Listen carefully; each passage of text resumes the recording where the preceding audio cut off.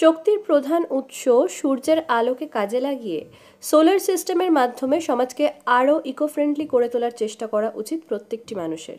এই প্রচেষ্টাকে সামনে রেখেই কাটস আয়োজন করল একটি অ্যাওয়ারনেস প্রোগ্রাম, যেখানে উপস্থিত থেকে মাননীয় বিদ্যুৎ মন্ত্রী শোভনদেব চট্টোপাধ্যায় জানান, রাজ্যে প্রায় সমস্ত স্কুলগুলিতেই এই সোলার সিস্টেম শুরু করার ব্যবস্থা নেওয়া হয়েছে। যে আমরা যত ডেভেলপ করব ততই কিন্তু পলিউশন বাড়বে, এটাকে শাকের করাত বলা যায়।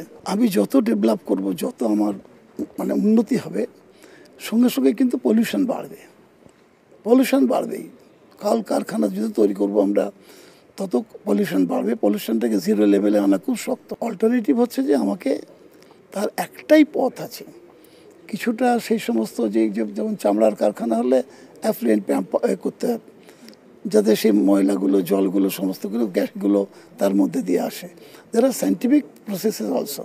At the same time school কলেজে সর্বত্র ছাত্রদের বলতে হবে ক্লিনলিনেস যেমন শেখানো হচ্ছে, at the same time প্লান্টেশনটাও।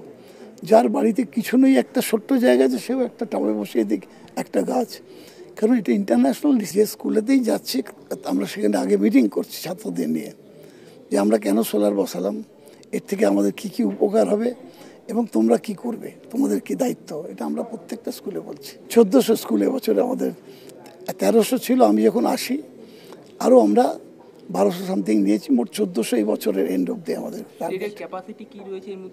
10 megawatt স্কুলে, 10 কিলোওয়াট স্কুলে আর 20 কিলোওয়াট কলেজে।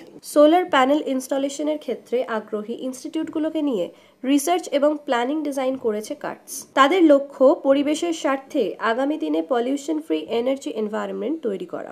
আমরা মূলত যেটা বলতে চাইছি যেটা হচ্ছে যে এই ক্লাইমেট চেঞ্জের যুগে এবং যেখানে সত্যি পলিউশন একটা বড় সমস্যা হয়ে দাঁড়িয়েছে, গ্লোবাল ওয়ার্মিং একটা বড় সমস্যা হয়ে দাঁড়িয়েছে, অথচ আমাদের প্রয়োজনগুলো নিত্য বেড়ে যাচ্ছে, বিদ্যুতের প্রয়োজনগুলো, এনার্জির প্রয়োজনগুলো যেভাবে, সেই জায়গায় আমরা কীভাবে সরে এসে রিনিউয়েবল এনার্জি, পার্টিকুলারলি সোলার, কীভাবে আমরা নিজেরা অ্যাডাপ্ট করতে পারি। পার্টিকুলার ইনস্টিটিউশনস এখানে আছে, আমাদের আজকে অনেক স্কুলস এবং ইনস্টিটিউশনস এসছেন।